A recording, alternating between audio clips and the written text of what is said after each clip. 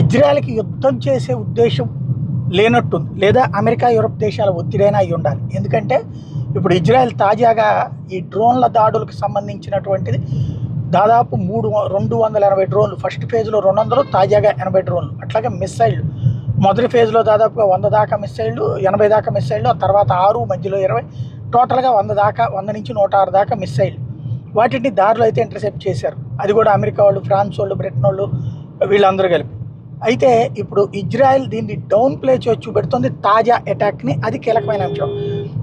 వీళ్ళు ఏం చెప్తున్నారు, 80 వన్-వే అటాక్ డ్రోన్స్ వచ్చినాయి, 6 బాలిస్టిక్ మిసైల్స్ వచ్చినాయి, ఇవన్నిటిని ధ్వంసం చేసేసారు లాస్ట్ నైట్ అంటున్నారు తప్పించి మేము దానికి ప్రతీకారం తీర్చుకుంటాం అని చెప్పట్లేదు. మొన్న చెప్పారు 24 గంటల నుంచి 48 గంటలని, ఇప్పుడు ఆ మాట చెప్పట్లేదు. దాంతో సంథింగ్ ఏదో జరుగుతుంది అన్నటువంటి చర్చ అయితే నడుస్తోంది. అది ఇజ్రాయెల్ క్యాబినెట్లో చీలికలు రావడం వల్ల, లేకపోతే ఏమన్నా అమెరికా లాంటి వాళ్ళ ఒత్తిడి వలన ఆగుతుందో అర్థం కాని పరిస్థితి.